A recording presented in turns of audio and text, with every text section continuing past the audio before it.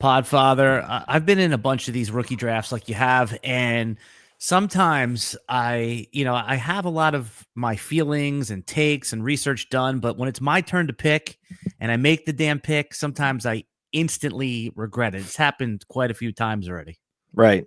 Johnny Manziel. I did that one. Right. Johnny Manziel was one. That was an easy one.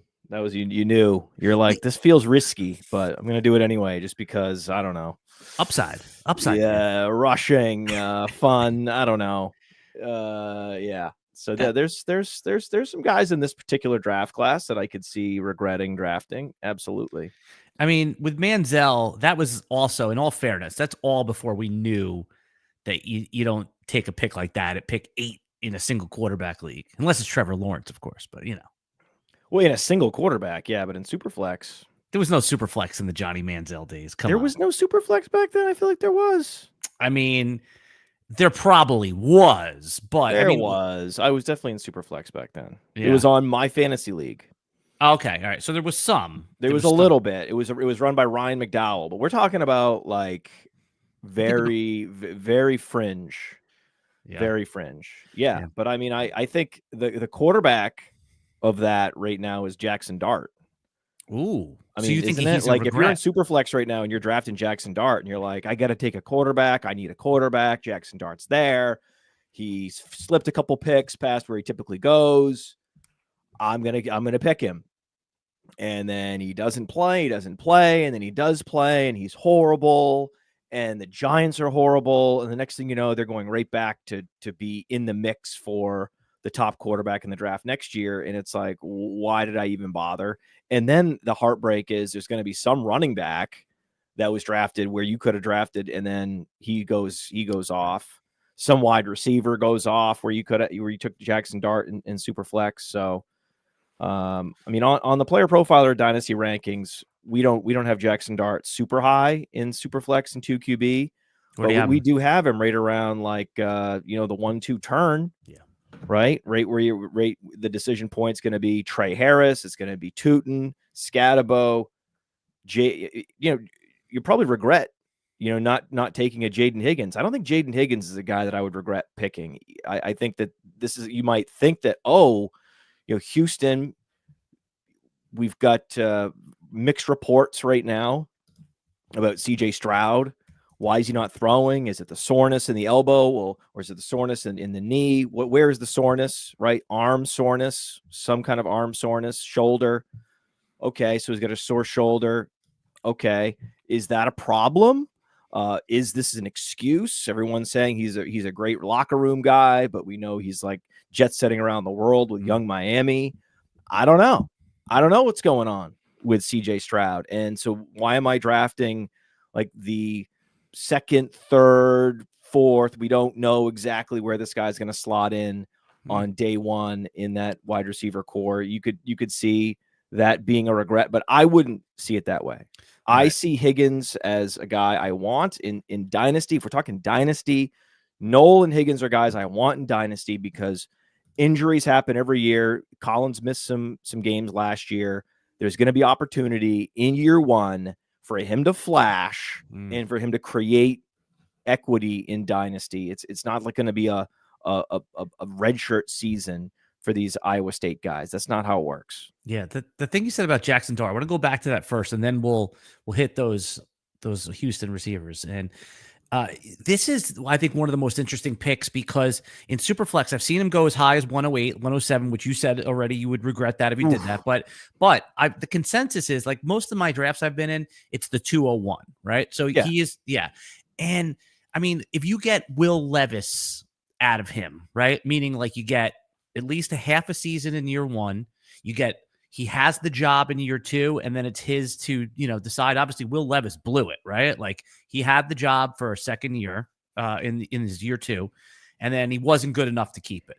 I mean, isn't that at least what the expectation should be? Is that Jaxon Dart will get 6 games plus this year, and he'll have the opportunity to be the starter and keep it the following year. And anything more than that is not a reasonable expectation in my judgment. No one wanted him in the first round. The GM that wanted him is Joe Shane. You hate that guy. You hate that. Stinks. He's one of the worst. Like, I'm all for like GM independence, but when like the top equity holders, like I don't think I'd sleep at night if we lose Saquon. And you're like, yes, sir, I understand totally.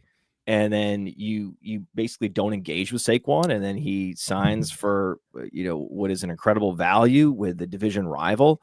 That's just complete negligence on the part of the front office. And I think they lucked into Malik Neighbors because they said on Hard Knocks they would draft Marv. But Marv wasn't there. They got bailed out, and they got Neighbors in a total bailout. And they have not been building this team the right way. They have not been focusing on the point of attack and building out the way the Lions did, and the way some of these other teams are that are doing it the right way.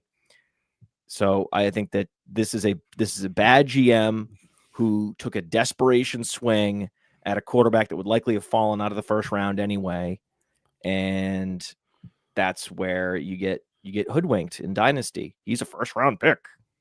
Yeah. One guy liked him in the first round that we know. You don't think he would have gone in the first? The Giants didn't trade up? He would have been like the 25th pick. Right. We're talking about 7 more picks of teams that don't need quarterbacks. Right. What are we talking about? Why are you doing that? Like, just let other teams, if you think he's so valuable, let these teams screw up in front of you. Let them keep screwing up. And then you just take him where, I'm not a quarterback expert. Okay. Nobody is. On paper, Jaxon Dart looks better than the 25th pick in the NFL draft, which tells me that the people that are looking at his throwing mechanics and the way he processes information are concerned. He has small hands. He's mobile enough. He's going to move around a bunch, but we have him comped to Sam Howell at Player Profiler. I think Daniel Jones is his ceiling, which is pretty much for fantasy. It's not bad. Yeah, that's his ceiling though. I think you're probably looking more at like a Sam Howell type guy. And I know he has the bandana and he's USC and he looks great. And I think that has a little bit to do with it, but no, thank you. I think that this is a guy that I'm very happy to draft Tyler Warren. I'm very happy to draft RJ Harvey. There's so many other guys I would rather draft where Matthew Golden even. Matthew Golden. You think people are going to be regretting drafting Matthew Golden? I have a hard time being concerned about Matthew Golden going to that particular landing spot. So the game that you created, Fastdraft, where you could draft rookies, and even in the flex game where you could have vets, where does Jaxon Dart usually get drafted in your game, Fastdraft? So yeah, Fastdraft has a tournament called Origins, and the Origins tournament is all rookie. And on that particular tournament, we have a contest ADP at fastdraft.app, and you can see where these guys are being drafted. And I'm pulling it up right now. I'm pretty sure he's not going in the first round of that particular format. It's a good format for quarterback, though. Right. I mean, it's a good format because we're talking about just rookies for this year, and Cam Ward's going to be the starter on day one. And Cam Ward has a chance to actually outscore Ashton Genty just in terms of raw fantasy points because he's a quarterback. He has some mobility, and he's going to play 17 games. Jaxon Dart goes at player 13 on Fastdraft. That's where his consensus dynasty ADP is too. It's right around that turn. Same spot, but I'd rather have Tyler Shuck. Tyler Shuck. Explain that one. Explain that one. Well, on Fastdraft, he has a chance to start right away. That's it. It's a very low bar on Fastdraft for this guy to start this year. And they drafted him because he's pro ready. That was the whole thing. I mean, the New Orleans Saints are another team that are making bad decisions when it comes to rebuilding because their salary cap situation is so bad, and because the team lost Derek Carr and they've just imploded across the board. It's beyond just the salary cap mismanagement. They are going to end up rebuilding themselves in a perfectly fine way. It's going to be a complete accidental rebuild, what they're going to end up doing, just because it's going to be impossible for them to win any games the way they've constructed this team or destructed it really. And then, my dream scenario is that they get Arch Manning to, in the footsteps of his grandfather. I think that would be really cool. But in the meantime, yeah, they screwed up. Or you could argue this is a great tanking quarterback. This is a guy that's gonna throw the ball around the yard. He's gonna air it out. He's gonna find Olave and Shaheed, and this could be a fun. There could be some fun games. Like that's what you want. You want Jameis Winston as your quarterback when you're tanking, right? That's why if you're the Giants, like that talk about mismanagement. Why do you have Russell Wilson on the roster again? You have the perfect tank quarterback. You have Jameis Winston. What are you doing with Russell Wilson? Right. So it's a good example of that. So Tyler Shuck, I could see him being an incredible value on Fastdraft, where I think he should be going ahead of Higgins, ahead of Igbuka, probably ahead of Golden, ahead of all these guys. I don't know. I think that the question should be like Judkins versus Shuck. Wow. In a Fastdraft format where you're drafting rookies for the 2025 season, there's a very good chance that Shuck starts, the majority of the season. Rattler, really? I mean, they're a similar age. It's not even like Rattler has a lot of maturity on this guy. If he's better, he's going to be playing. And a guy like Quinshon Judkins, that's another one where you draft him and then you're like, wait, what did I draft again? I drafted a guy on the Browns. I drafted a guy that needs touchdown equity on a team that's going to score the least number of touchdowns. Right. I'm hoping that Joe Flacco can carry this offense into his 40s. Just a total pipe dream thing. Oh yeah, Joe Flacco was prolific in spurts, in the last few years. Okay, how you think that's just going to continue? 2 years ago, if I told you Joe Flacco signed, you would have laughed. But he's had enough spurts in the last couple of years that fantasy gamers are like, oh my God, the Flacco effect. This is amazing. Come on now. He's dust. Get out of here with Flacco. He's not going to help their offense sustain drives. The Browns offensive line is bottom 10. Oh, they're a bad. Yeah. So you're right. He would need to get in close. I mean, what do you think if you were doing the Podfather's sports book, what would you set the rushing touchdowns number for Judkins? Is it like 3.5 or is it like 6.5? I don't know. I was thinking 5 or 6. 5 or 6. This okay. is supposed to be a starting running back, right? A big athletic starting running back. And I think that this is like a long-term play. Right. That's but he is being drafted in the first round of all formats as if you're going to get pretty good production from him in year one. And I just don't see it. I mean, Jedrick Wills is a free agent. Like Jedrick Wills washed out. That was like the Browns' last big offensive tackle that they drafted in the first round. And he's already washed out. So they're constantly having to retool this offensive line. I don't see how this team's. I think in fantasy football, I think there's a really good case to be made for David Njoku, that he's a value, that he's always a value. I mean, every year he's QB proof in a sense. Yeah, and in Dynasty, every year, if we said invest in David Njoku the last 3 or 4 years, it's been sound advice. He's even now, he's very easily acquirable because he's past the age apex, and he's still in his super prime. Do you want to take a guess at his ADP? Not the player profile of ranking, but like the consensus ADP in Dynasty. David Njoku is tight end what? I would say David Njoku is tight end 14. 12. So you nailed it. Basically. Right. Yeah. Yeah.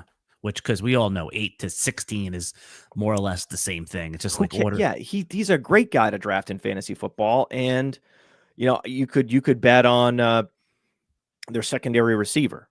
Right. So you're talking about like Tillman? Yeah, Cedric Tillman and Judy.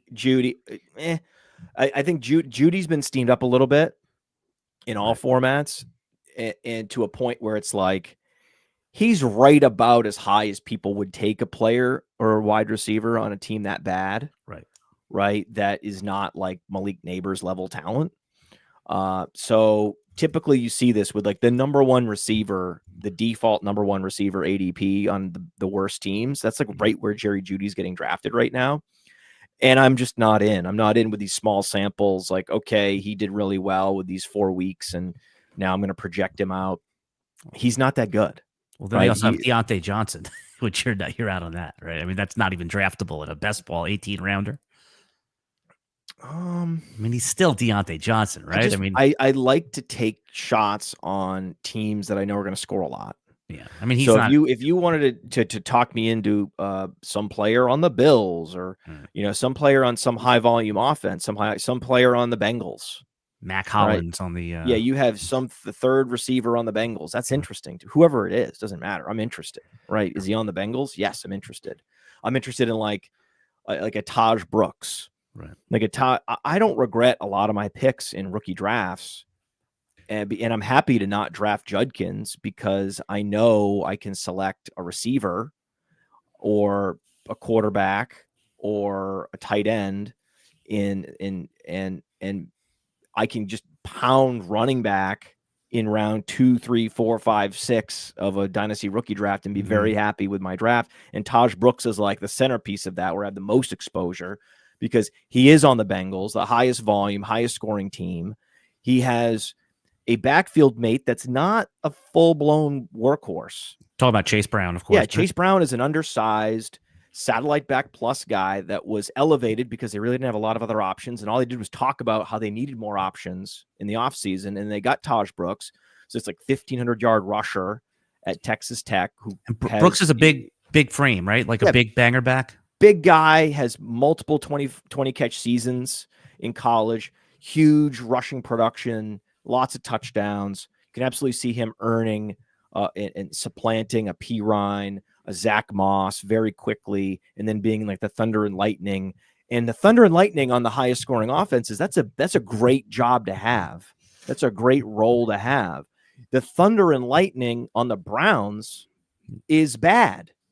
Like that's not you're not getting a lot. Judkins, you're just not getting a lot. And then it gets even worse because they also drafted yet another running back. So if you drafted Dylan Sampson, what now you're rooting for a Judkins injury? Is that what or you're trying to do Thunder and Lightning on Cleveland? You notice how many fewer points Cleveland scores than Cincinnati? Right. So if you just run the numbers through and back out how many points this team scores and what like the likely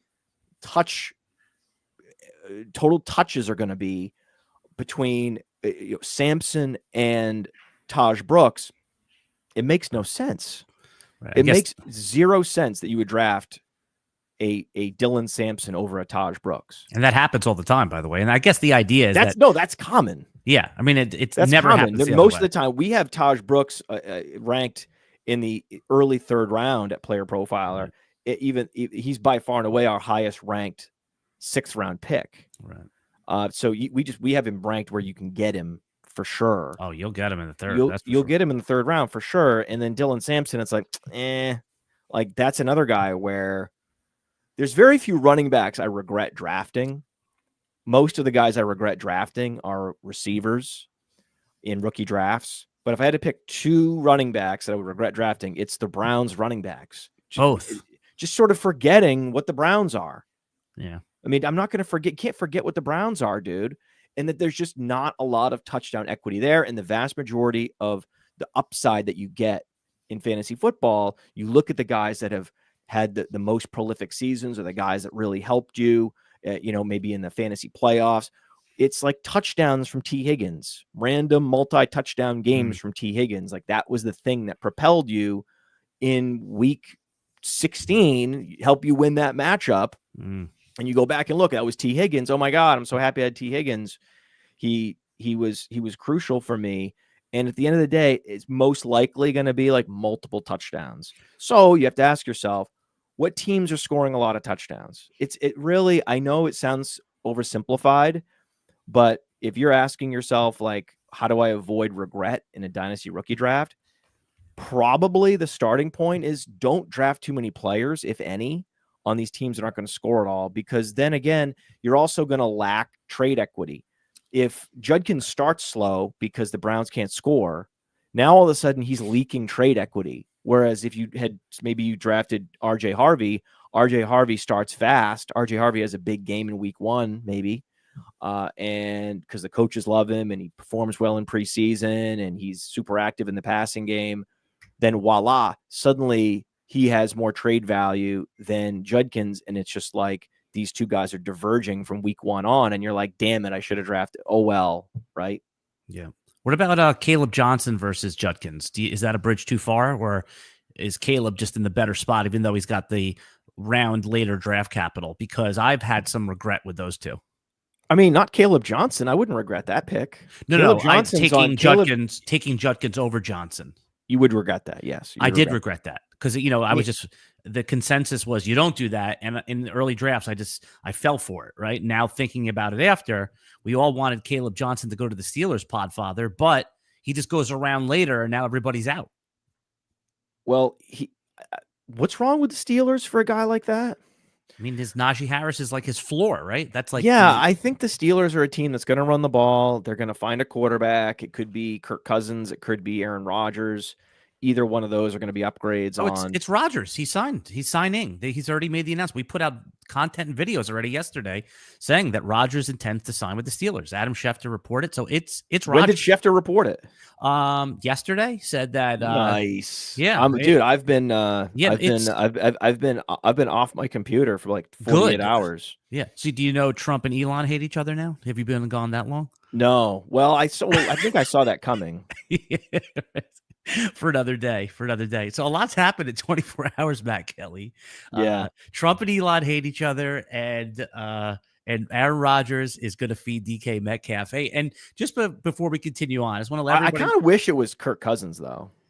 I mean, I think for DK Metcalf, Rodgers is probably the better one because he throws. Yes, Rodgers will lock in more than Kirk Cousins will, but I think Kirk Cousins is a value right now. If I were a tanking team, that would be the guy I target. Saints. Yeah. So, well, no, because that would kill all my shuck. But I don't want that anymore. I mean, I think that he started super slow with the Achilles, and he was never right, and he didn't have an off season. It's so unfair to judge these guys going to a new team, not able to work out, not able to be themselves, or participate fully in the entire off season program. Throw them in week 1. With like one calf that's half the size of the other calf, and then say, "Oh, plant and throw and be great." What? He would have been at the NFL level, you see this happening all the time, where guys get an entire offseason wiped out, they underperform, and then they have a full offseason to get back healthy, strong. He's younger than Aaron Rodgers, so I think that wherever Kirk Cousins lands, I'm going to be buying the receivers there. And Aaron Rodgers going to the Steelers is definitely good for DK Metcalf. DK Metcalf is a fascinating player. Oh yeah. He's a fascinating player in that this is the first time that I can remember that a wide receiver's FFPC, tight end premium, managed league ADP he would be earlier than an underdog best ball draft where they start 3 receivers. Yeah. And there's a lot of reasons why that's the case. But before Rodgers signed, there was no stacking partner for DK Metcalf. Right. So every time you were thinking about drafting a receiver in a best ball format, you were like, well, I'd rather go with this guy. I'd rather go with that guy because I can stack him. And then there's been just the overall decline in his production, but not just his production, like the underlying metrics, the air yards, all those things have been in decline. So you're like, okay, this guy's in decline. This is another team that's not going to score many points, and I don't have a stacking partner. So in best ball in particular, he was, down in the 5th round, where you could see, if he were on another team, a team that had a quarterback you could draft, he could go 3rd, 4th round. Would you take him above like Terry McLaurin, who goes in the 3rd round, or is that kind of pushing it a little bit? No, that's another team, right? So think about Washington. Washington's going to be near the top of the league? Like, couldn't they be the NFC's version of the Bengals? Oh yeah, no, and that's why that's where I'm not doing that, right? Yeah. There, so the Commanders are an example of just I want players on that team, like Debo was not healthy last year. Debo probably has 1 year left where he can squeeze. He's got that body type that is going to exit the league quickly. because he takes so much punishment. Because they give him these extra touches, but also just the lower body explosiveness goes like with an Andre Johnson. You see this.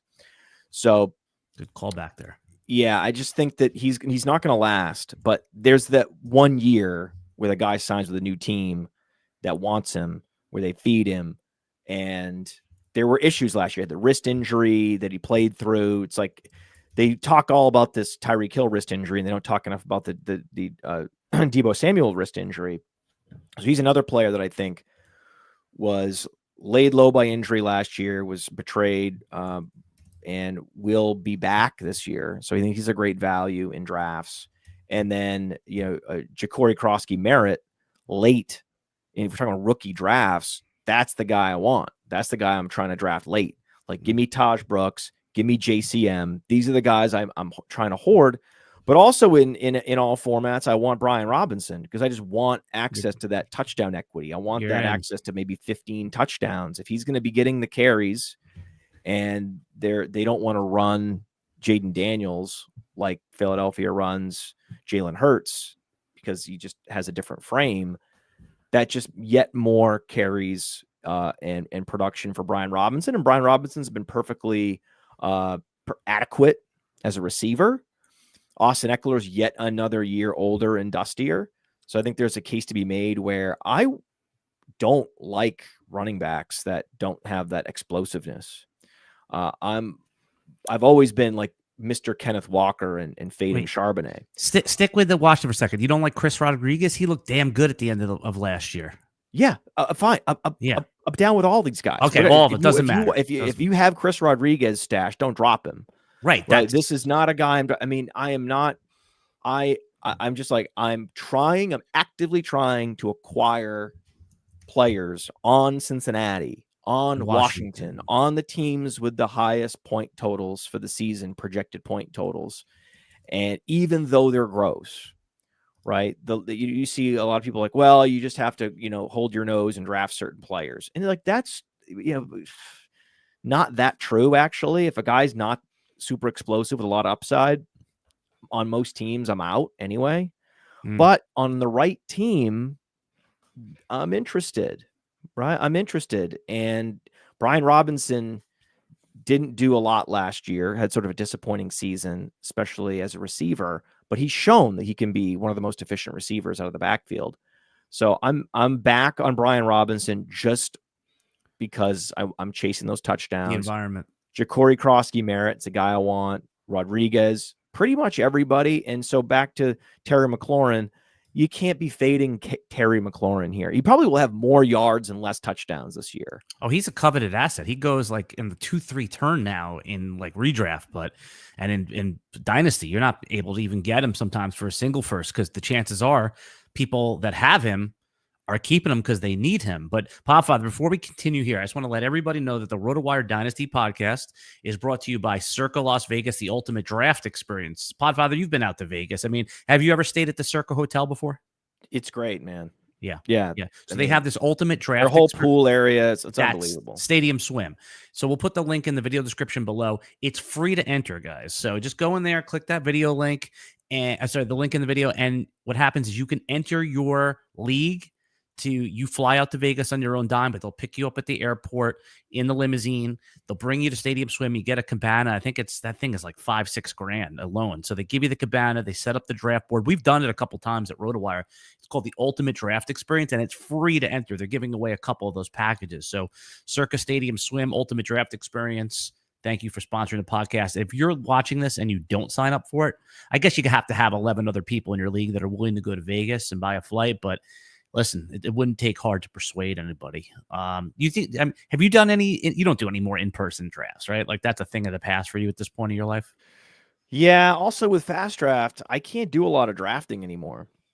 Right. I just meant drafting you with your friends, because we have like a licensed game, and now we're actually live in Pennsylvania. I saw that. Congratulations. Well done. A lot of people are like, "Hey, there's not a lot of options for me in Pennsylvania for fantasy football." Took us over a year, but with a lot of paperwork, we finally got the license in Pennsylvania. So what's the red tape? Why do they hold you up with stuff like that?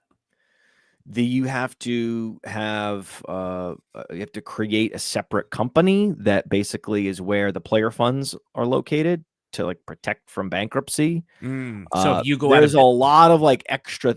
I'm not talking about paperwork alone. I'm talking about like you have to have a more sophisticated like corporate structure, and that stuff takes time. Yeah. You know, you have lawyers and accountants that need to like, you know, get involved. It's $50,000 to get licensed there.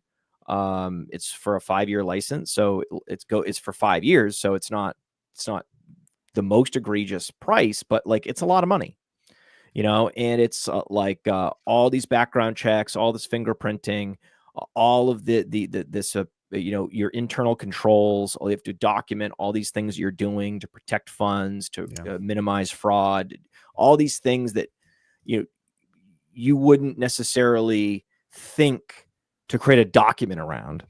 Yeah. You have to write it all up, and then there's a the checklist is like, you know, 135 things that you have to go down, and you're like, okay, we don't have that document, we need these, we need this policy, we need proof of insurance, we need all these things. You know, it ends up being a lot, where other states are like, hey, sign here that you're doing a good job, and you know, we'll let you. Or some states are just they're not regulated yet for fantasy. Well, here I have a piece of constructive criticism for you. So I love when you talk about the business of fantasy football. I think it's fascinating. I know it's a smaller audience than talking about football takes and rookies, and we're going to do all that. But you do that podcast with Alex Dunlap of Roster Watch, where it's Content Kings, and the premise is you're supposed to talk about your businesses. I'm sitting through the whole damn podcast, and I love both of you. So I could listen to either of you guys talk about anything. But the last episode, you're promising to talk about the business, and you're only talking about football. To me, I got clickbaited, because I like when you guys talk about the business of fantasy football. It's fascinating to me. And you didn't do it in the last podcast. So I'm going to say I'm going to still give it another chance, because I love when you guys do it. But if there's no segment on the business of fantasy football, I'm out. Okay. Fair criticism, by the way. One of the premises is that you talk about your business, and there was no segment about the business. Got this far having a pretty good radar for what good content is. Then why advertise it? And while we were talking, I certainly had a show sheet that had businessy topics on it. Do 5 minutes on it at the end. But Alex kept asking me questions about my opinion on certain players and certain situations and what I would do and this and that. And we just had a great time talking about football, and an hour and a half went by and the show was over. Have him on the Minor Mansion then. Talk about football. Listen, it's crazy. I can't believe that we are in May and June and can do hours and hours, you and me, just talking about football, even though the season's not going to start and nothing has happened except, you know, okay, Aaron Rodgers signs. And yet we can still talk for many hours about, you know, planning and strategizing and certain formats. So yes, I run the show, and I've created the whole premise of the show. And that was the first show where we really didn't talk about the business at all. I felt cheated. I felt, because I watch all of them, because I listen. Obviously, I like the football stuff, but you might be talking to an audience of one, right? I mean, the show's premise itself is not a carpet bomb. It's a sniper shot at the audience. It's only going to be people that are interested in business and interested in the business specifically of fantasy football. I've heard, you know, like ETR once a year does a business episode, and I think Adam even says that it's like one of their lowest viewed episodes. Like, because I get it, it's just a smaller audience, but I like the way you talk about business. That's why I asked you about it. And you know, and I always like to hear what's going on with Alex's stuff too. So listen, it's like me coming up to the DJ, asking him to request a song, and it's like not the vibe of the room. So I get it. You know, like I have an idea. What I'll do is I'll create a time clock for myself. I can do this. It's not a problem.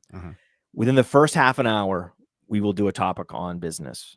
Or it can be the last segment. Again, no, that doesn't work. Okay, because that you can let the time you know that. Come on, you should know better than that.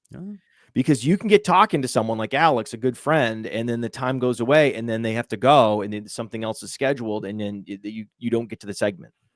Like how many people, like there's people that would go to the Johnny Carson show and they would be in the green room and never go on because they went too long with Don Rickles. Right. They call that the C block. The C segment would never get aired. Exactly. Right? So you can't, if you really want it, you can't put it in the C block. You should know that. So I will make sure it goes in the first half an hour, and I actually have some fresh business topics, and like the process of going live in Pennsylvania and what a big investment that was and why it's so worth it is something that I should absolutely talk to Alex about. I mean, also Pennsylvania is the highest per capita fantasy gaming state. But also, Podfather, what it does is it gets people invested in your story. And just for that, like you see it all the time on TikTok, Instagram, there's like people that are doing any business. They're not just doing like, hey, buy our cupcakes. Like they're showing how they get started, what it takes to go buy the flour for the cupcakes. They have to drive here. People like to see how the sausage is made. It gets them more invested in, and you're the type of person that's an interesting storyteller. So it wouldn't just be, just fumfer. I think it would be a good marketing piece for you as well to talk about your business. You think I should have gone back in time and when we first started launching Fastdraft, create a whole channel around the building of Fastdraft, and I vlog it the whole time? Not a channel necessarily, but there should have, again, I didn't think of it either, but there should have been video capture, vlogging this stuff. And a colleague of ours, like Nick Ercolano, right? He does some behind the scenes stuff, and it's consistently his lowest viewed content. But for me, I enjoy it because I like, again, maybe just because I'm interested in this topic, but I do think there's an audience for it, especially, like I said, when you're a talented storyteller like yourself. So on a platform like LinkedIn, like where you're going to get a little more a business interest audience, it makes sense also just to know your audience, know your platform. But I think a separate channel for something like that would have been cool. I almost created a separate Instagram channel to like vlog my whole recovery from my like torn rotator cuff. I'm sorry to laugh at it, but it's just the crazy thing that happened to you that you had a bike injury. And yeah, I crashed my bike, and you have any scars, by the way? Tore my rotator cuff. Yeah, I've got a scar on my face right Let's here. see it. Get close. Let me see that thing. Yeah, with dudes, it's okay. And I might have a scar up here. I have like a road rash that might. Oh my god! Take that. Let's see. Oh, look at that. Look at that. Where is the in the camera? Okay, so do you wear the hat to avoid people? I don't know if that's going to scar because that's like, that's like a road rash, so it might not scar that bad. Fuck, man, I just can't. But this, I had stitches on my cheek here. But I mean, it's okay. Like, are you in pain? My shoulder is real stiff, and I don't have full range of motion, so I have to watch. I can't lift. I'm not allowed to lift anything heavy. And I can't reach behind my back. Like if I put my wallet, like even stuff like putting your wallet in your pocket. Dude, no one puts their wallet in their back pocket. Come on, man. You're a young guy. That's like something our grandfather did. You put it in that your young. Front I'm a boomer in a lot of ways. And I definitely have my wallet in my back pocket. You put it in first of all, you should have a nice thin wallet. You don't have one of those George Costanza wallets, do you? Those like big things with like receipts and photos in them and everything. I have a normal wallet. Let's see it. Take it out. I don't have it on. Okay. All right. I don't have it on me because it's too thick and it's hard to sit on. Yeah. Comment whether you think Podfather has a big, giant George Costanza wallet or if he has a thin, slide in your front pocket, sleek wallet. And if not, you know what to get him for Christmas. You have to adjust your. Do you carry cash in your wallet? No, not anymore, right? Almost zero, or you keep a few bucks? No, actually, what cool innovation was the ATMs where they started letting you pick your bills. Oh yeah, that is right. Cool. So then you can take out a few $100 and get a couple hundreds, and then you get a couple fives, and it's much more convenient than having a whole stack of 20s is annoying. Yeah. So that was I'm more likely to carry cash now because of that. So that was a good innovation by them. The only time I carry cash is just like when I know I'm going to be in a tipping situation. Other than that, it's just like, Venmo, it just all ePay. Hey, and also before we go on, let me just give RotoWire a quick promo here and then we'll talk about Player Profiler and we'll continue on with our 8 rookies we already regret drafting. I want to ask you about Igbuka. RotoWire right now, everybody is doing 15% off our any product at RotoWire, any subscription. Just use the code use the code YouTube15. So go to rotowire.com, use code YouTube15, 15% off any RotoWire subscription, updating all of our tools, content, everything like that. There's a direct link in the video description here. And I am a member of Player Profiler. I think everybody knows at this point too much free content on there that's useful too. But you know what I like that you said? Not only is Player Profiler, Podfather, the website you founded, a good tool for anybody. It's great for content creators that do podcasts. It's great for fantasy football players that like under the hood metrics, and frankly, very dialed in rankings. If somebody's looking like for a second, like a subscription, what's the elevator pitch that you give them? What's the 1 or 2 reasons they should sign up for Player Profiler today? Well, we have a whole draft kit, which we spend an enormous amount of time putting together, like the best team previews to understand like the signature trends around these teams. We talked about this earlier, where are the Browns going? Where is Washington? Where are the Giants? And so we take the sort of understanding what players have been won and have been added or lost, how many vacated targets, how many vacated carries, vacated air yards, things like that on at the team level in our draft kit. So that's something that is part of our subscription service, as well as like all these cheat sheets for all these different formats, and player write-ups with video analysis of these players. So that's like one of our signature subscription elements is the draft kit. The new draft kit's coming out very soon. But we also have rankings like our Dynasty rankings. Have things like win now mode or rebuild mode. So we have some sophistication around some of our rankings, IDP rankings. And so we have levels of sophistication of ranking specifically for FFPC, tight end premium. More than just a ranking service in terms of what you get with our player rankings. Then we have a whole DFS optimizer, which it has a super cool engine where you can pick 2 players and then it automatically creates an unlimited number of lineups that you can then sync with DraftKings and FanDuel. Like I mentioned, the Dynasty Deluxe package is also part of our all-in package. Has not only the rankings but also a trade analyzer, and that trade analyzer I think is the best trade analyzer out there because it really factors in the creation of roster space added. So when you are acquiring like a superstar and you're giving up multiple players or multiple picks, there's a bonus like for freeing up that roster space for what you can get. And depending on your roster size, we sort of project the value of a free agent added and plug that into the equation for the trade. So from our Dynasty package, our draft kit, our rankings, our DFS, and then there's also our whole data. I said the elevator pitch, Podfather. I mean, you're giving me a life story here. I'm already, and now I'm going to go buy it. So no, I do appreciate you telling people about that. But I was just trying to give you one thing, elevator wise, one thing on every package. Anyway, we put it all together for only $135 for the full year. Good value too. Good value too. I am a member. I'm a not only a. How did the Hair Club for Men? What did Ron Popeil say? Not Popeil. What do you say? Not only am I the president, I'm also a member. You're also a member. Yeah. So that's those are some of the unique things that you get as a premium subscriber, because you're right. People go to Player Profiler and they're like, well, why would I subscribe? All this information's free. And I have to be like, trust me, there's a lot there if you subscribe to the premium package as well. And I appreciate you just giving me that opportunity to talk about it. Of course. Like I said, I have you on, one, because I enjoy you, but 2, also I really I'm into this. I have people on this podcast that I think that could be valuable to anyone watching it. And, it's like you forget sometimes because you're inside the Player Profiler world, but it's like you come over to another podcast and there's people that have been like, I'm seeing Matt Kelley for the first time. I mean, that happens all the time. Whenever I go on a show too, I'm like, you forget, like you're just used to your small little bubble and like, oh my God, someone's like, so that I think could be valuable. Hey, Emeka Igbuka, the reason I wanted to ask you about him is because I was on the clock at 108 in a rookie draft. and Igbuka was sitting there, RJ Harvey was sitting there, and obviously they're totally different bets, right? Like it's the 24-year-old win now, points now running back, and Harvey set up in the good spot. And then Igbuka seems like no matter what happens, he's not going to, I love the term you use, leaked value. Like even if he has a bad year, just because he doesn't get opportunity, he'll get a pass.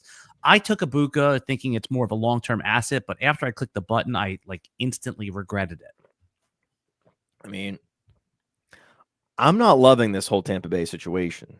Like this is one of those teams where I'm fading pretty much everyone other than Sean Tucker. Oh, Sean Tucker. Come on. It's like isn't he the RB3? Or right, but he could be the RB2 because yeah, I'm talking about Dynasty, yeah. You know, guys I would acquire like for in a who am I acquiring? Like I've acquired Sean Tucker as a throw-in. Like this is the level I have to get to. I think Rachaad White's going to end up somewhere and could be successful.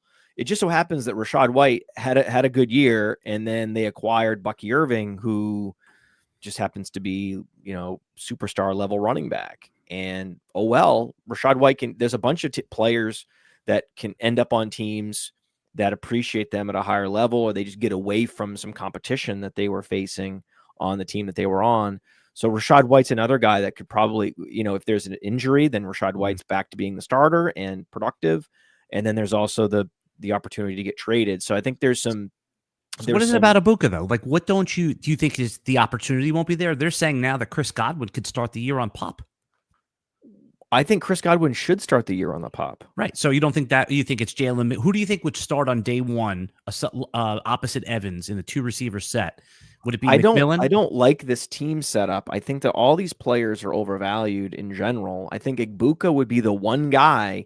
Like I just want to make sure. I just want to cover all my bases here. I'm not drafting any Mike Evans. I'm not drafting any Godwin. I'm sure as hell not drafting any Jalen McMillan.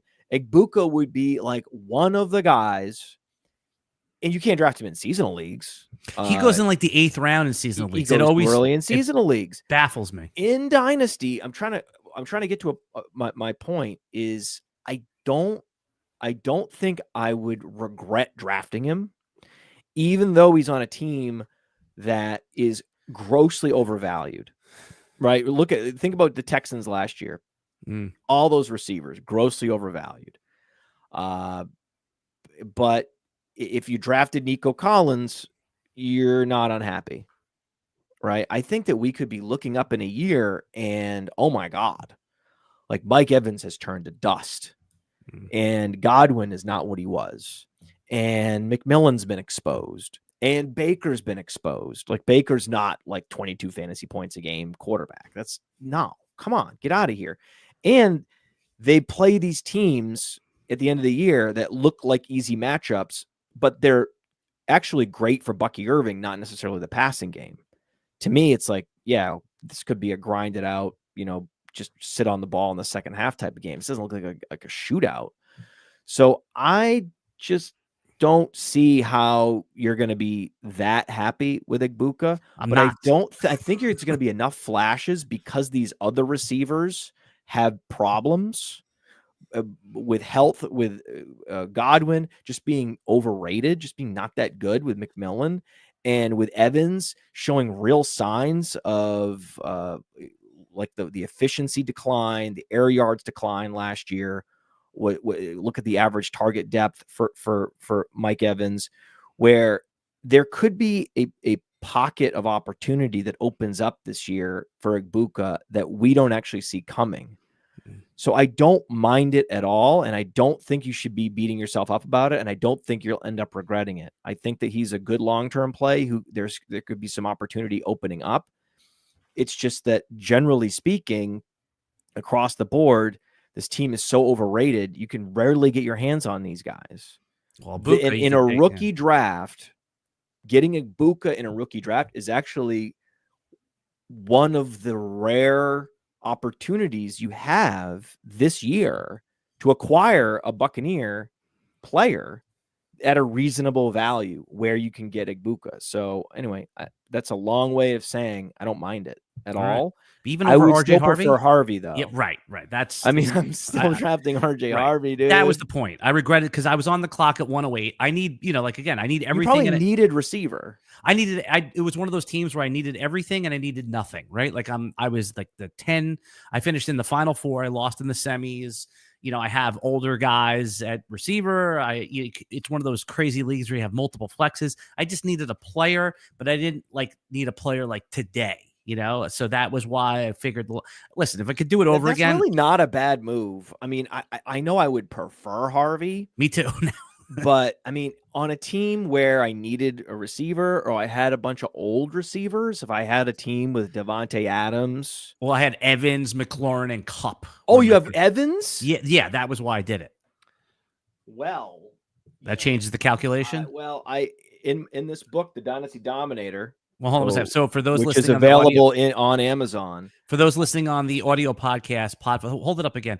Podfather's holding up a book he wrote about Dynasty called The Dynasty Dominator. So the Dynasty Dominator talks about hedging and handcuffing receivers, right? All players in Dynasty, and why that is a good idea, because the math changes completely once you add 10 roster spots. Then you're absolutely incentivized to be protecting yourself and to be handcuffing both receivers. So I'm more apt, if I have Mike Evans, to go with Igbuka in Dynasty, where in a seasonal league, I would never do that. Right. You're betting against yourself if you do that. You either want Evans or you want Igbuka.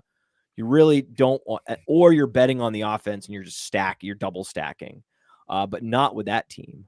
Like, that's not a team. I think there's no value in double stacking that team. I think, again, you're going to overpay in best ball.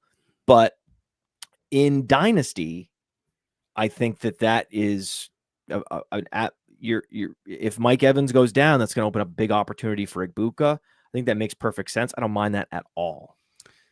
Are you taking the tight ends? I know the first round tight ends, Colston, Loveland, and Tyler Warren. They're already like tight end 4 and 5 in consensus overall rankings, but I see them sometimes in just modest premium, say 1.5 tight end premium leagues, go in the first round. It's not a pick I usually make. It's just not how I play Dynasty. I'd rather see if I could swing a deal for Hunter Henry, Zach Ertz, one of those guys, and it's just so hard to pass up on. We're just talking about RJ Harvey because you'd have to take him there. Now, when these tight ends fall to like the 202, 203, I can understand that a little bit more, but you're still giving, you're taking them over, Scataboo, Toutin, Matthew Golden at times. So what do you think? Is there any regret about taking the first round tight ends in rookie drafts, Podfather, as you're seeing it? I mean, we have a pretty bold take with our rankings in that we have Warren quite a bit higher than Loveland. Warren is like an all-purpose stud tight end. Loveland was good in college, but he's a little bit more of a projection. I think that the Bears drafting him was very weird. It was a bad pick to draft him that high. I know he's really young. I know he is a fun player, but like, he maxed out 15 games played in 2023. He maxed out at 66 targets. It's not that impressive, man. I mean, it's just he's not this prolific producer, and it's not like Michigan had like incredible wide receiver talent either. I think that there's an infatuation with a guy that's not that fast even. Like, I would expect him to be this uber athlete, to have more size. I mean, to go with the 10th overall pick, you need to have a better profile than, okay, maybe he's going to be a great move tight end down the road, right? And there's already a lot of receivers there that are going to command targets, and they drafted Luther Burden. So I don't see any reason to draft Loveland at all. I think he was overdrafted by the league. I think that fantasy gamers overrate him. And then he's also in one of the worst situations you could imagine, because we're not even sure what Caleb Williams is yet. Right. Yeah. With Tyler Warren, I'm pretty sure the guy's really good, and we could easily get some quarterback relief on him very quickly. I think that the Bears drafting Loveland over Warren was insane. Warren is a 1,200-yard quarterback they both were Big Ten players. Warren's more athletic and bigger and more productive, best comparable to Jason Witten. Like, this is a guy I want. Loveland is a guy I'm not that interested in. I know that some people love the tape on Loveland, whatever it is, but like, there are some services that are providing analysis, rankings, etc., and like ours is very bullish on Warren and very bearish on Loveland. So push the button on Warren and leave Loveland alone. Loveland's a guy you will regret drafting. Okay. What, you know me, Podfather, you've podcast with me. Pee breaks are a must. I have to pee, but I'm going to cue you up here, right? I want to know if Mason Taylor of the Jets is a pick of regret, given that you have to take him in the middle to late second round, given that he's probably starting right away. I've taken him a couple times and instantly regretted it. Yeah, no, what are you doing, man? What are you doing? When you have a Justin Fields, who is going to be one of the bottom of the league in pass attempts, he's going to be sucking a lot of those dropbacks out of the passing game and turning them into runs. So what are we doing here? We're focusing only on Garrett Wilson. Garrett Wilson. He is going to hog the targets, probably lead the league in target share. He's not going to lead the league in targets because it's so low volume, but he'll lead the league in target share. And then that's going to leave a handful of targets for this guy, Mason Taylor. And then what's going to happen? They add a tight end next year, maybe. Who knows what's going to happen? So I'm just not excited. Isn't Ruckert there? Ruckert could easily start initially. So now we're talking about a guy that's, hoping that he can carve out a role. Most rookie tight ends don't start. And most rookie tight ends are projections, especially those that don't get drafted in the first round. Now you're going to an offense that's low volume. So all of a sudden, a lot of your outs for hitting on a guy have been taken away as the hand plays out throughout this season. So I just don't see why you're doing that. Yeah. I'd much rather invest in a tight end that has been demoralized or has been downtrodden and ADP is vaporized. People don't believe him anymore, but had a great profile once upon a time and just needs things to go his way. In Dynasty, those are the types of tight ends I'm looking for. I mean, that's been David Njoku for so many years. And there's been a guy like that you can, and so drafting rookie tight ends, this is a very rare thing that I would be interested in Tyler Warren. Typically a guy like Tyler Warren in tight end premium in particular, but in general, goes way higher. Remember, there was a time when Kyle Pitts was going at the 102. It was like Jamar Chase, Kyle Pitts. Oh, in single. It was absurd. Absolutely absurd. And yeah, he was top 5 in Superflex. It was absurd. It didn't make any sense. It was I can't remember how many shows I did talking about how crazy that was. But now I'm looking up and Tyler Warren's reasonable. And many are drafting Loveland ahead of him just because draft capital of 4 picks. So I think that's the one guy I would target. And then maybe later there's a couple other tight ends. But if you're telling me you have to use second, third round, no way, dude. That's not happening. No way. Stick with Warren. Stick with Warren for a second here. And by the way, Podfather, I'm not surprised, but I am impressed that whenever you come on the show here, your loyal audience follows you. You have 1,000 live viewers right now. That usually doesn't happen on this podcast. So they love you, Podfather. You still got your fastball. I will say that. Yeah, that might even be a record for the YouTube channel, which again, I usually don't get involved with vanity metrics, but I did notice it's double what we normally get over here. So thank you. Oh, is that right? Yeah. I mean, we'll have 500-600 live viewers at a time. We've gotten up to 7, but I mean, we blew past 1,000 pretty quickly. I wanted to. Yeah. Shout out to the chat. Look at John Lobb is in the chat. Oh my God. Franz.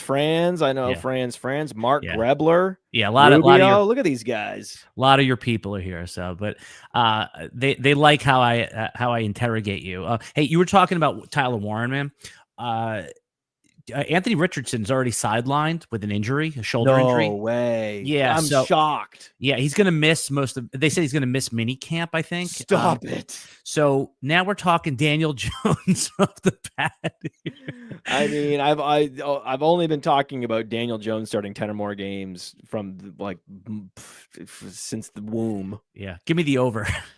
Yeah, always. It's like, what are we talking about here? It's why I'm like, oh my God, Josh Downs, Tyler Warren. I didn't even get to that with Tyler Warren. That's another thing with Tyler Warren is you get all these Daniel Jones games where he's going to be set up to succeed. Oh my God. Here's the quote from the Adam Schefter article, right? It's written by Stephen Holder, but Schefter retweeted it. Shane Steichen was non-committal whether Anthony Richardson would be ready for the start of training camp, which begins on July 22. If that doesn't happen, it's over. I mean, it's already over. Yeah. It was over last year, guys. Yeah. It was over. It's fucking over. I try to explain this. It's over. He has a pretty deep ball. Look at this. A Riley Leonard, who was the third quarter, was the late round. Was he a 6th round pick of the Colts? Was he Notre Dame? Not a bad little pick in the Superflex. If you wanted to do that, that's what I don't mind that. I'm going running backs and maybe some fringe quarterbacks. I mean, Alex Dunlap thinks Quinn Ewers might get some reps in Miami because we know Tua is not going to survive the season. Tua and Anthony Richardson actually have a lot in common. Tua survived 2 years ago. He played all the games. I mean, we're just going. He has very little pocket awareness. He just doesn't see it coming.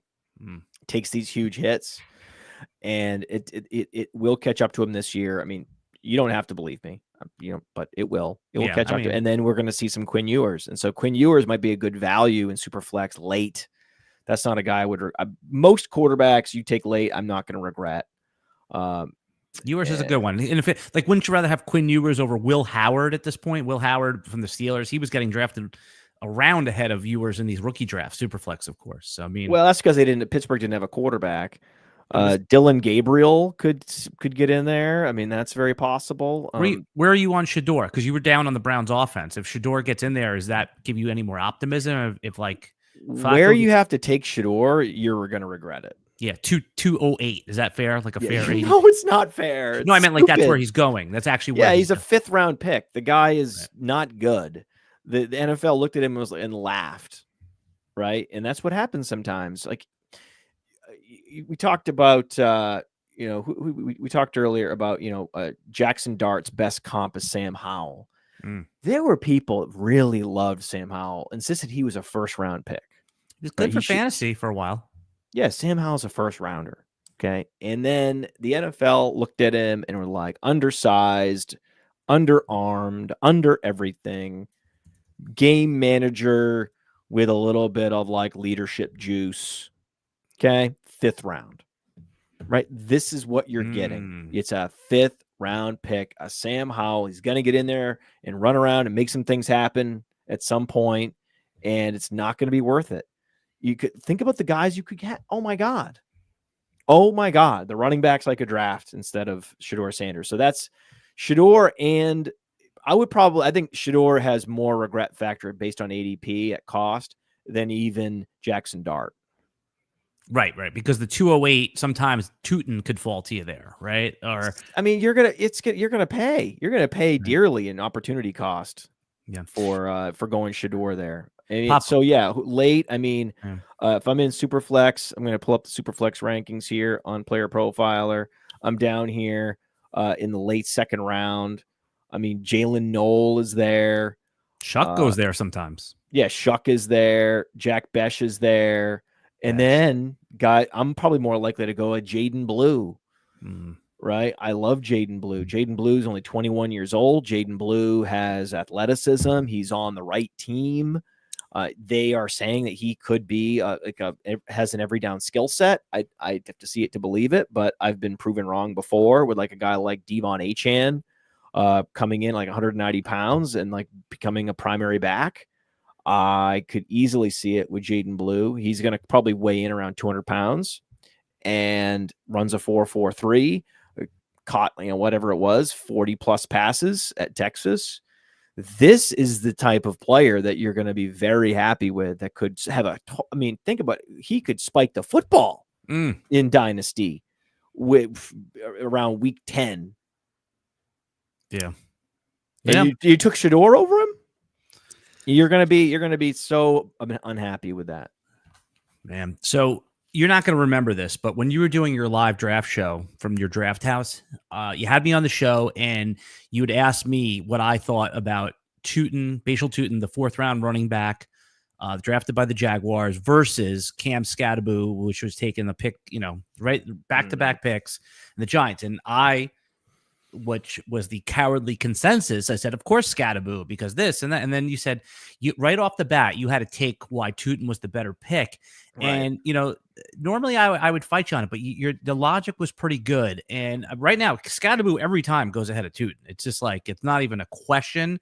I thought your logic was sound. It's like I've actually been on podcasts and asked that question again. I said, well, I had Scataboo, but Podfather persuaded me, gave me 35 to 40 seconds of why that you were convicted that Bashal Toutin should be a pick ahead of Cam Scataboo, even though that's not what dynasty drafters are doing.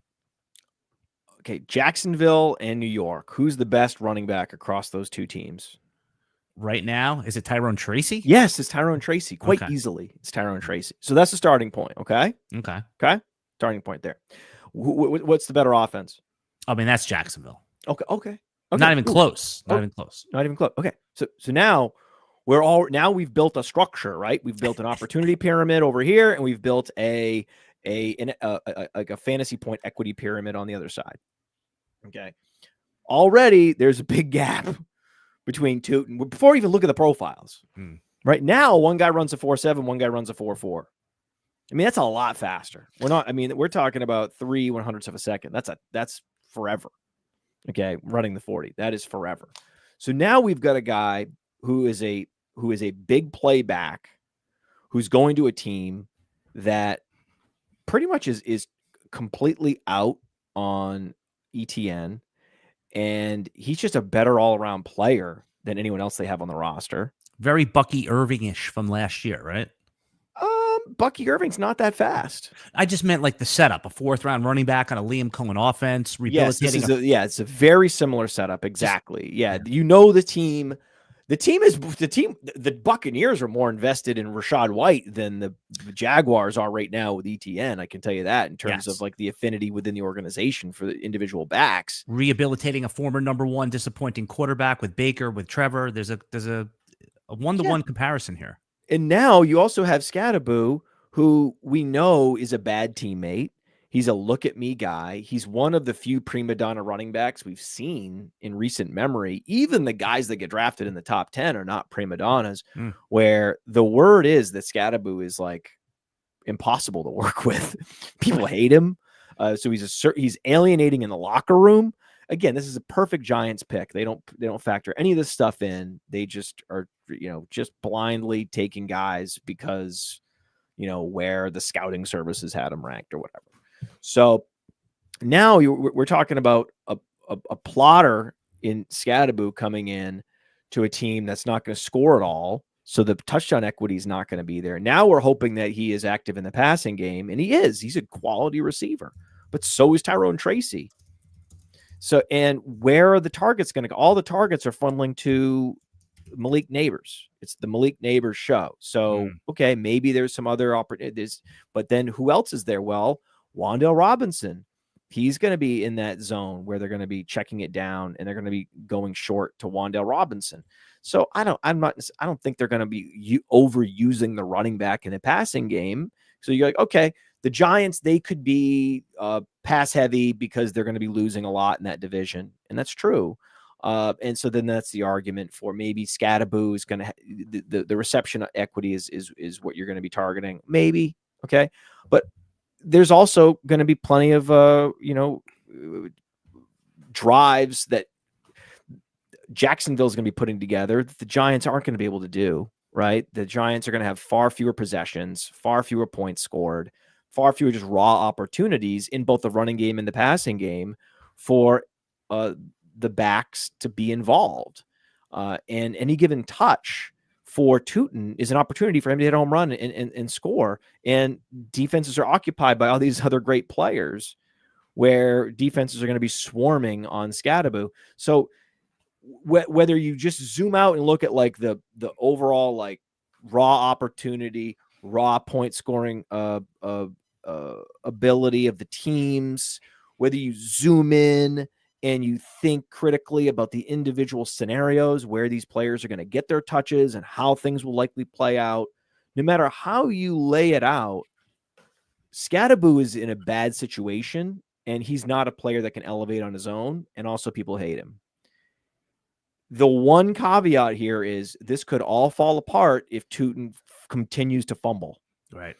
Right. So if you're basically saying this is an upside play, they're both upside plays. Neither of these are first round picks. These are like, if this thing hits, it's going to hit in a big way. If Toutin didn't have this fumble problem that already surfaced in minicamp, it would be such a slam dunk, and I would be embarrassed for anyone that drafted Scataboo over him. At least you have now one leg of the stool in that, okay, Scataboo is more trusted. He doesn't fumble. Right. And he's probably going to be in there in these high leverage situations, and maybe they don't trust Toutin for that. And that's going to mean that's going to totally tilt the math in Scataboo's favor. Fair enough. Right. Fair enough. That could absolutely happen now.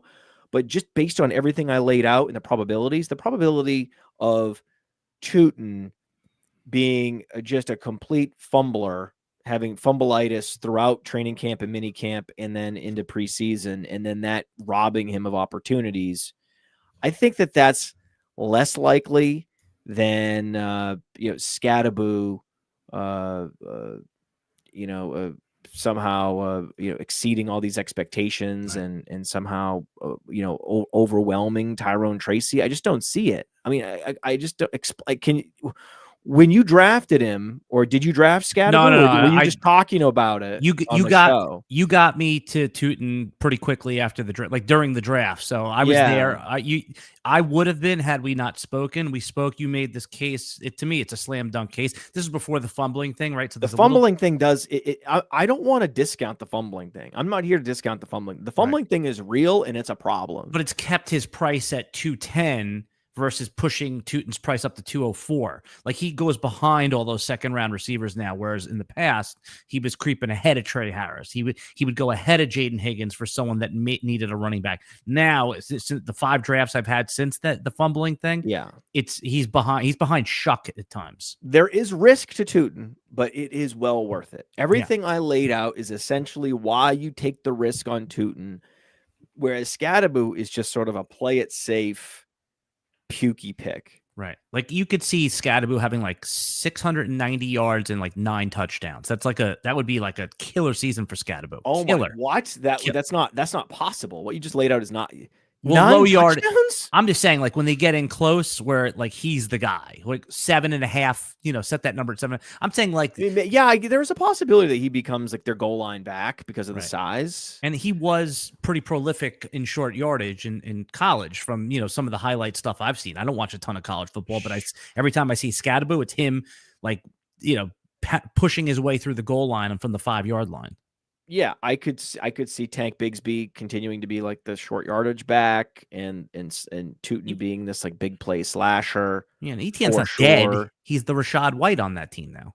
I just think that you just have to pay very special attention to camp now moving forward, and if this fumble problem continues, then But there's been many occasions where this problem has surfaced. It's been talked about, whisper campaigns, preseason starts, and it's just not an issue. Or there is a fumble, and some coaching staffs are like, yeah, we get it. This guy, fumbles happen. And, one more fumble than the next guy isn't worth us benching this. It's worth the risk to the team. Because he's so explosive, is worth the risk to the team. Sure, we know it's going to be a little more likely of a fumble, but we're going to go ahead and give. So, hopefully, the coaching staff seems to me to be a little bit more on the enlightened side. So that's another reason why I'd be a little bit more inclined to take that risk and draft him. But I'm not here to say that Toutin's risk free. He's very much risky. Well, but the opportunity for a big hit on him is just so much greater than on Scataboo. Right. I don't care if Scataboo gets some short yardage touchdowns. I'm okay, great, good.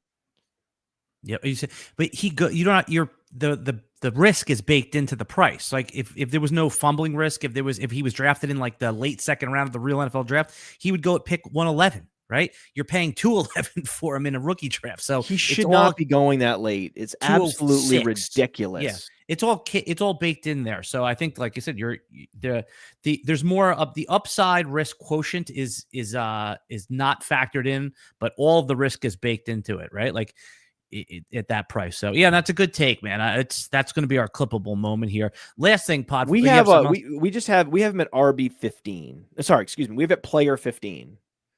In a rookie draft, which is player 15, I think is right. I think we have him at RB 7 and player 15. I think that is where you should be taking him. Okay, and in consensus, he goes. Let's see. In consensus, Superflex, Toutin right now is down to. Oh, you're gonna die. He's down to 24 overall. Yeah, that's just Kyle Williams and Jalen Milroe going ahead of him. Oh my God! In consensus, and by the way, my God! And TEP, they have Ferguson pushed above him now. Oh God! Yeah, that's a bad ADP. That's bad. Yeah, Scataboo pick player. You're taking random tight end X over him, just because it's tight end premium. That is so doing it wrong. I can't believe people are still doing this with tight end premium. I know. Ugh. I know. Listen, well, you know what it is? They've had a couple big hits in tight end with Laporta, McBride. People forget the rookie season was bad. And then obviously Brock Bowers, the most recent example, is like a first-round startup pick. So, I mean, that does – I'm not saying it's wrong, but that does cloud decision-making, and it does shape – it's bias, and it's real because there's big hits at the top. First couple picks in the fourth round are important because, you have especially you have the entire night and morning to be making moves, and Jacksonville made that move to get that pick. That was the Browns pick. Yeah, that was part of the pitch that the new GM said to get the job. He's like, well, what are you going to do? What are you going to do when you get here? And one of the, because those set pieces they release that they do during the draft, one of the pieces he said, he goes, I'm going to draft this running back out of, where did he go, to Texas Tech or something like that? Texas, where did Toutin go? Virginia Tech.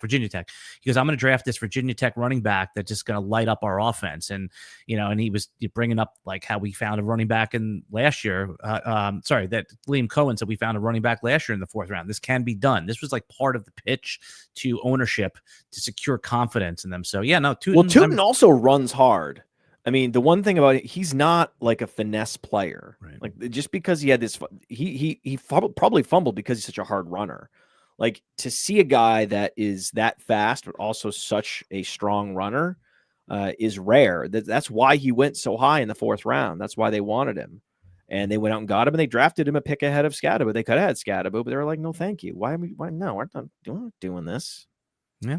Scataboo is a classic, like, fifth round running back. Like that is where a guy like that typically goes.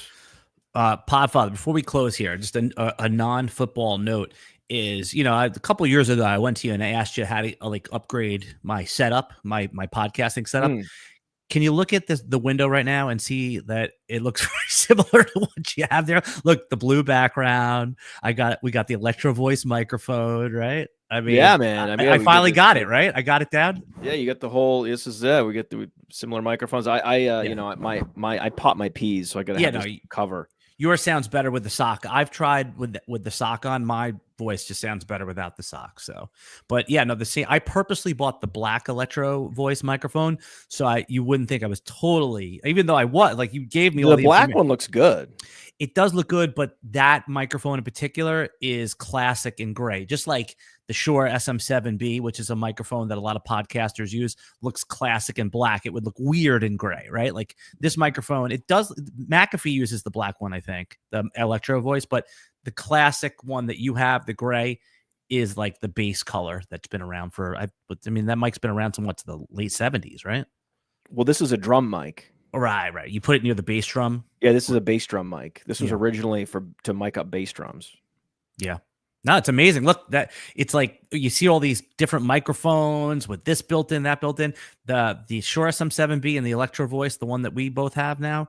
I mean, these are the ones that have lasted 30, 40 years that they use in studios. It's I'm not saying if you're going to start a podcast, you spend $500 on a microphone, but if you're going to do it seriously, you might as well, you're going to upgrade anyway. You might as well just get it to start off the. I've dropped this thing on concrete and it's fine. Yeah. Yeah. Yep.